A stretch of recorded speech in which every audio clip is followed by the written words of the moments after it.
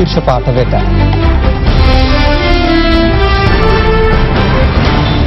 තවත් COVID-19 ආසාදිතයින් 6 දෙනෙකු මෙරටින් හඳුනා ගැනීම. සමස්ත සංඛ්‍යාව 244ක් දක්වා ඉහළට. ලබන 20 වනදා සිට ලංගම බස් රථ 5000ක් සහ දුම්රිය ගමන් වාර 400ක් ප්‍රවාහනයට යෙදවීමට පියවර. ඇඳිරි නීතිය කඩ කළ 31680ක් අත්අඩංගුවට. නීති කඩ කරන්නන් සොයා තවදුරටත් මෙහෙයුම්. කොවිඩ් ව්‍යාප්තියේ මීළඟ කේන්ද්‍රස්ථානය අප්‍රිකාව බවට ලෝක සෞඛ්‍ය සංවිධානයෙන් අනතුරු ඇඟවීමක්. ප්‍රංශ යුද නෞකාවක COVID-19 ආසාදිතයින් දහසක්.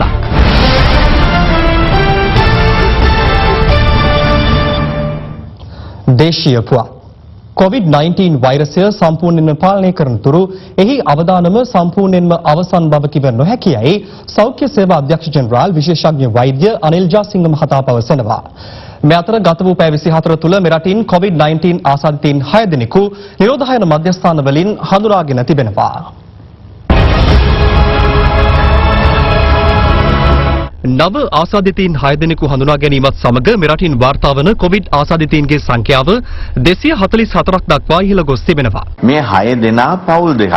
ඒ කියන්නේ 3 දෙනෙක් පූනානි මධ්‍යස්ථානයේ ඉඳලා මේ හමු වුණ මවයි දරුවන් දෙදෙනයි. කියන්නේ කාන්තා දරුවන් දෙදෙනයි. ඒ මවගේ සැමියාට තමයි කලින් මේ ආසාදනය ඇති වුණේ. හු ඇත්ත වශයෙන්ම පිළිකා රෝගියෙක්. අර මහරගම අපේක්ෂා රෝහලේ යම්කිසි ඔහු ගොස් ඊට පසුව නිරෝධායනට ලකුණා යම්කිසි සංඛ්‍යාවක් අපේක්ෂා රෝහලේ. අන්න ඔහුගේ භාර්යාව සහ ළමුන් දෙදෙනා තමයි පූනානි මධ්‍යස්ථානයෙන් හමු වුණේ. එතකොට ඒ වගේම තවත් තිදෙනෙක් හමු වුණා වැලිසර නිරෝධායනයේ යෙදෙන අය. එහිදී අත් වශයෙන්ම අර කොටහේන ප්‍රදේශයේ මේ පෙරේදා දිනේ COVID-19 ආසාදිතයෙක් ලෙස හඳුනාගත් කාන්තාවගේ ස්වාමි පුරුෂයා සහ පුතුන් දෙදෙනා තමයි මේ COVID-19 රෝගීන් විදිහට හඳුනන්නේ. ඊයේ දිනේ වාර්තාගත පරීක්ෂණ ප්‍රමාණයක් කරනු ලැබුවා. ඒ සංඛ්‍යාව 695ක්. මේ දක්වා කෙරුණු වැඩිම PCR පරීක්ෂණ සංඛ්‍යාව ඊයේ තමයි කරේ. එහෙම කළා තමයි අපිට 6 දෙනෙක් මේ ආසාදිතයින් හැටියට සොයා ගන්න පුළුවන් උනේ. ඒ අනුව මේ වන විට ආසාදිතයින් 160 දෙනෙකු වෛද්‍ය අධීක්ෂණ යටතේ රෝහල්ගතව ප්‍රතිකාර ලබනවා. ගත වූ පැය 24 තුළ ආසාදිතයින් 7 දෙනෙකු පූර්ණ සුවය ලබා පිටව යාමත් සමග සුව වූ මුළු ගණන 77ක් දක්වා ඉහළ ගොස් තිබෙනවා. මෙරටින් COVID-19 මරණ 7ක් වාර්තා වී තිබෙනවා. මේ අතර සෞඛ්‍ය සේවා අධ්‍යක්ෂ ජෙනරාල්වරයා පැවසුවේ COVID-19 වෛරසය අවසන් වන තුරු එහි අවදානම අවසන් නොවන බවයි. අත වශයෙන්ම කොරෝනා අවදානම ඉවරයි කියන්න බෑ අපිට කොරෝනා සම්පූර්ණයෙන් අවසන් වන තුරු.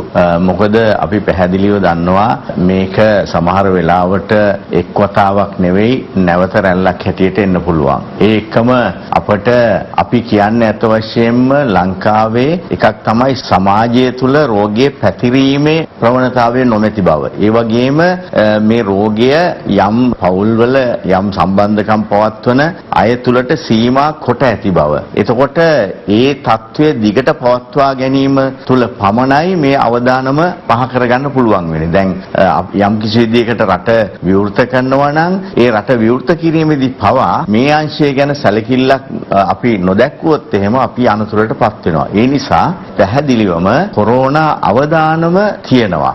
නමුත් අපි කොරෝනා පාලනයට නතු කරලා තියෙනවා. මේ අතර නිරෝධායන කාල සීමාව දින 21ක් දක්වා ඉහළ දැමීමටද සෞඛ්‍ය අංශ කටයුතු කර තිබෙනවා. දැන් මේ වෙනකොට කියන සෞඛ්‍ය ශාස්ත්‍රය අවුලුන් කෙන ආකාරයෙන් මේක වැඩි කාල පරාසයක් තියෙන්න පුළුවන් කියලා අපි දැක්කා. ඉතින් ඒකින්ද දින 21ක කරුණ ලැබුවා. නමුත් ඉස්සරයි දැමුව අතර වෙනස ඇවිල්ලා අපි දින 21ක් දක්වා රඳව ගන්නවා කිව්වට PCR පරීක්ෂණ දින 10කින් කරුණ ලබනවා.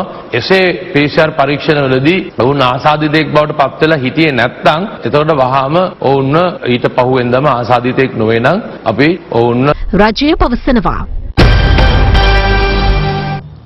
එළඹෙන 20 වනදා සිට ලංගම බස් රථ 5000ක් සහ දුම්රිය ගමන් වාර 400ක් පොදු ප්‍රවාහන කටයුතු වල නියුක්ත කිරීමට විශ්ව භාර අමාත්‍ය මහින්ද අමරවීර මහතා අදාළ නිලධාරීන්ට උපදෙස් ලබා දී තිබෙනවා. මේ අතර රුපියල් 5000 ජීවනාධාරය බෙදා දීමේ වැඩසටහනින් ඉවත් වීමට ග්‍රාම නිලධාරී වෘත්තීය සංගම්ගත තීරණය අත්හිටුවීමට අත්‍යවශ්‍ය භාණ්ඩ බෙදා හැරීමේ ජනාධිපති කාර්යසාධක බලකායේ ප්‍රධානී බැසිල් රාජපක්ෂ මහතා සමග ඊයේ පැවති සාකච්ඡාවෙන් අනතුරුව තීරණය කළා. ඇඳිරි නීතිය පැනවීම හේතුවෙන් ජීවනෝපාය අහිමි වූ දෛනික වැටුප්ලාභී පවුල් සඳහා රුපියල් 5000 ජීවනාධාරය බෙදා දීමේ රාජකාරි වලින් ඉවත් වීමට ග්‍රාම නිලධාරී වෘත්තීය සංගම් ගත් තීරණය හේතුවෙන් ඊයේම කටයුතු සිදු වුණේ ග්‍රාම නිලධාරීන්ගේ සහභාගීත්වයෙන් තොරවයි. අනතුරුව අත්‍යවශ්‍ය භාණ්ඩ බෙදා හැරීමේ ජනාධිපති කාර්යසාධක බලකායේ ප්‍රධානී බැසිල් රාජපක්ෂ මහතා සමග වෘත්තීය සංගම් මේ සම්බන්ධයෙන් ඊයේ සාකච්ඡාවක නිරත වුණා. බැසිල් රාජපක්ෂ මහත්මයා එක්ක කතා කරපු වෙලාවේදී එතුමා එකඟ වුණා මුලින්ම නිලධාරී සහ දේශපාලඥයෝ එකතු වෙලා හදපු මූලික ලයිස්තුව පදනම් කරගෙන මේ කටයුතු ඉදිරියට යන්න යම් කිසි කෙනෙක් අයින් කරන්න ඕන නම් අයින් කරන්නත් එක්කෙනෙක් ඇතුළත් වෙන්න දිනනවා නම් ඒ අවස්ථාවක් දෙන්න අගමැති ලේකම්තුමා නිකුත් කරපු චක්‍රලේඛන පදනම් කරගෙන පමණක් මේ කටයුතු ඉදිරියට ක්‍රියාත්මක කරන්න අවශ්‍ය උපදෙස් චක්‍රලේඛන මගින් දැනුම් දෙන්න එතුමා පොරොන්දු වුණා. මේ අතර පවතින ව්‍යසනකාරී තත්ත්වයේ හමුවේ බදු ගෙවන ජනතාව සහ ආයතන වෙනුවෙන් විශේෂ සහන වැඩසටහනක් ක්‍රියාත්මක කර ඇති බව දේශීය ආදායම් දෙපාර්තමේන්තුව පවසනවා. වැට් එක ගෙවීම සම්බන්ධයෙන් උදාහරණයක් විදිහට පෙබරවාරි සමාගම් විසින් එකතු කරන ලද ප්‍රමාණය මාර්තු 20 වෙනිදා ගෙවන්න ඕන. එතකොට මාර්තු මාසයේ එකතු කරගන්නා ලද වැට් එක අප්‍රේල් 20 වෙනිදා ගෙවන්න ඕන. එතකොට මේ ඇඳිරි නීතිය දැමීම මේ කොරෝනා වසංගතය නිසා සමාගම් වැහුවා. ඒක නිසා රජය තීරණය කළා පෙබරවාරි ගෙවීම මාර්තු 20 ගන්න නැතුව අප්‍රේල් 30 දක්වා මේ ගෙවීම ප්‍රමාද කරන්න කියලා. ඊට අමතරව මාර්තු වැට් එක ගෙවන්න ඕනේ අප්‍රේල් 20. අපි ඒකටත් ඉඩ දුන්නා අප්‍රේල් 30 දක්වා ඉඩ දුන්නා. නමුත් මේ වාර්තා සැපීම සම්බන්ධයෙන් සමාගම් වල ඒ ගිණුම් හදන නිලධාරීන්ට සමාගම් වලට යාමට මේ කර්ෆියු එක නිසා හැකියාවක් නැති නිසා තොරතුරු ඉදිරිපත් කිරීමේ හැකියාවක් නැති නිසා අපි ඒකට කාලය ලබා දෙනවා. තාම අපි ඒ දිනේ කවදද කියලා තීරණය කළා නැහැ. ඒ අතර ලදරු සායන ඇතුළු සියලු සායන පැවැත්වීමට අදාළ චක්‍රලේඛය මෙවන විට නිකුත් කර ඇති බව සෞඛ්‍ය සේවා අධ්‍යක්ෂ ජෙනරාල් විශේෂඥ වෛද්‍ය අනිල් ජයසිංහ මහතා සඳහන් කළා.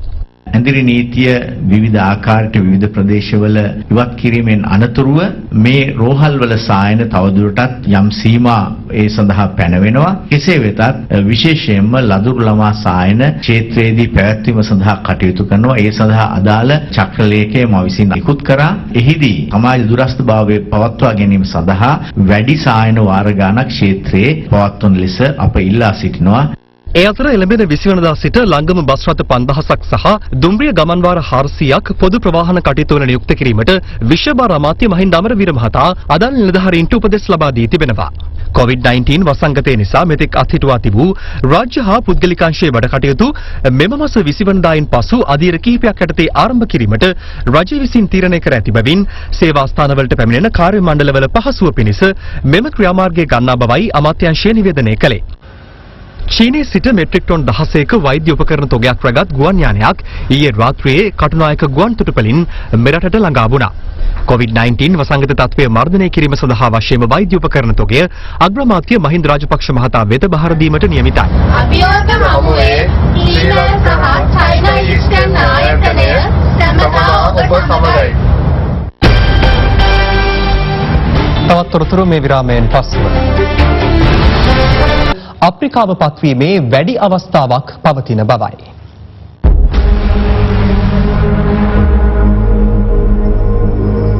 චීනයෙන් ආරම්භ වී ගෝලීය වසංගතයක් දක්වා වර්ධනය වූ COVID-19 වෛරස ව්‍යාප්තියේ වැඩිම බලපෑමට ලක්ව ඇත්තේ ඇමරිකාවයි. ඊයේ දිනේ වන විට එරටින් ආසාදිතයින් 7,09,735ක් වාර්තා වූ අතර ඒ දැක්ුණේ සමස්ත ගෝලීය ආසාදිතයින්ගේ 3/1 ලෙසයි. එරටින් ඊයේ දිනේදීත් මරණ 2500 ඉක්මවා වාර්තා වුණේ එරට සමස්ත මරණ ගණන 37154ක් තරම් වූ ඉහළ අගයක් සටහන් වෙද්දී.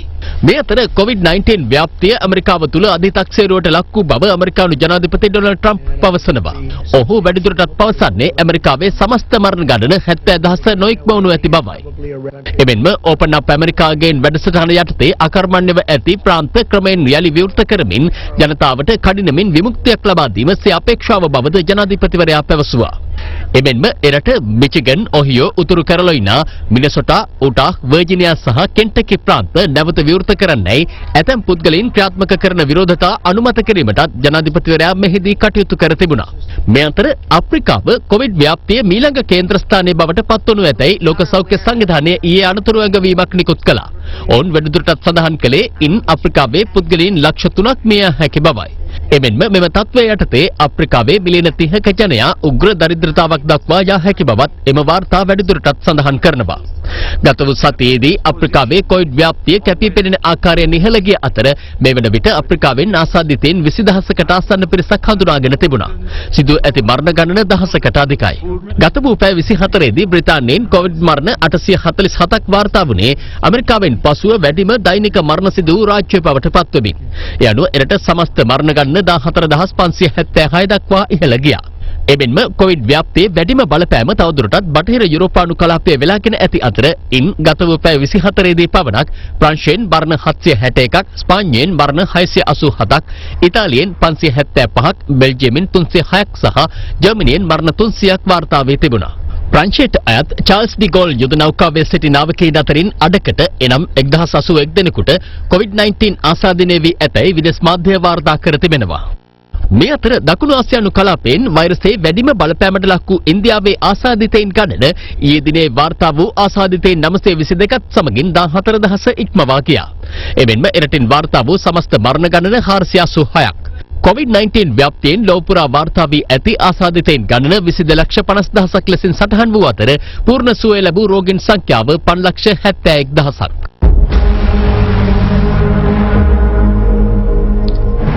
නැවතත් කෙටි විරාමයක්.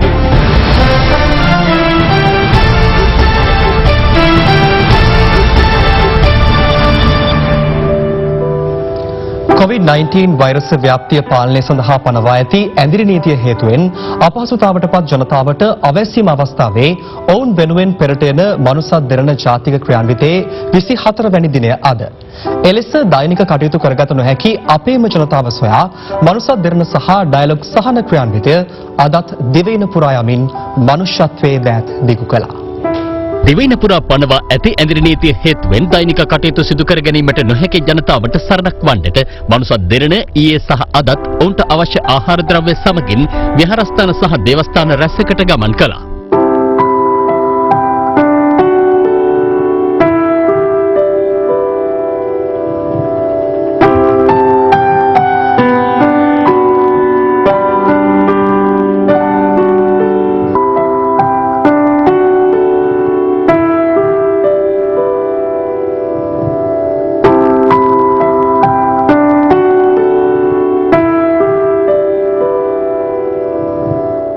මේ රටේ තියෙන ප්‍රධාන මාධ්‍ය ආයතනයක් වශයෙන් ටීවී දෙරණ මාධ්‍ය ආයතනයේ ක්‍රියාත්මක කරන මනුසත් දෙරණත් ඩයලොග් සමාගමත් එක්ව කොරෝනා වසංගතයෙන් රටම අකර්මණ්‍ය වෙලා පවතින කාල පරිච්ඡේදයේ අසරණ ජනතාවගේ ආහාරය සඳහා අවශ්‍ය කරන වියලි සලාක බෙදා දීමේ සත්කාරය ප්‍රශංසනීය ආකාරයෙන් සිදු කරමින් පවතිනවා. මේ අතර COVID-19 වෛරසයේ හේතුවෙන් පනවා ඇති ඇඳිරි නීතිය හමුවේ අපහසුතාවට පත්ව සිටින ජනතාව අතර බෙදා දීම සඳහා සහල් මෙට්‍රික් ටොන් 3ක් මනුසත් දෙරණ වෙත පරිත්‍යාග කිරීමට අනුරාධපුර දිස්ත්‍රික්කයේ හොරෝපතන ප්‍රදේශයේ මායිම් ගම්මානයක් වන පරංගියාවාඩිය ගම්වැසියන් කටයුතු කළා. රටේ ජනතාවට සෞඛ්‍ය අංශවලට බෙදා දීම සඳහා දින 3ක් වැනි කෙටි කාලයකදී මේ සහල් මෙට්‍රික් ටොන් 3 කොරෝනා වෛරසයෙන් අසරණ භාවයට පත් වී සිටින ජනතාවට බෙදා දීම සඳහා මේ මනුසත් දෙරණ වැඩසටහනට මේ සහල් අපි මේ පරිත්‍යාගය සිදු කරනවා. මෙම ක්‍රියාන්විතයට මනුසත් දෙරණ සමග ඩයලොග් සහන සේවාවද අත්වැල් බැඳගෙන සිටිනවා. ඉදිරියටත් මනුසත් දෙරණ මෙම විශේෂ සහන ක්‍රියාන්විතය සිදු කරන්නේ ඩයලොග් සමග එක්වයි. මේට අමතරව COVID-19 ආසාදිතයින්ට ප්‍රතිකාර කිරීමේදී අවශ්‍ය වෛද්‍ය උපකරණ රෝහල් වෙත ලබා දීමේ ව්‍යාපෘතියක් මනුසත් දෙරණ ආරම්භ කළ අතර ඊට LOLC සමූහ ව්‍යාපාරයේද එක්ුණා. ඒ අනුව ඊයේ LOLC සමගින් එක්ව අනුරාධපුර ශික්ෂණ රෝහල සඳහා මනුසත් දෙරණ වෛද්‍ය උපකරණ ලබා දුන්නේ මෙලෙසින්. අපේ සෞඛ්‍ය කාර්ය මණ්ඩලයේ රෝගයට වළක්වා ගැනීම සඳහා ආරක්ෂාවට අපි විවිධ කට්ටල මේ අවස්ථාවේදී හොයමින් පවතිනවා. මේ මනුසත් දෙරණින් අද පරිත්‍යාග කරපු පෞද්ගලික ආරක්ෂණ කට්ටල සියල්ලම අපි රෝහලේ කාර්ය මණ්ඩලයට භාවිතා කරන්නත් ස්තුති ප්‍රකාශ කරනවා. LOLC සමග එක්ව මනුසත් දෙරණ දිවයිනේ වැඩි අවධානමකට ලක් වූ රෝහල් වල පහසුකම් සපුරාලීමට ඉදිරියේදීත් කටයුතු කරනවා. මනුසත් දෙරණ සියල්ලට ප්‍රථම මිනිස්කම. ඒ සමගින් පුවත් විකාශය අවසන් වන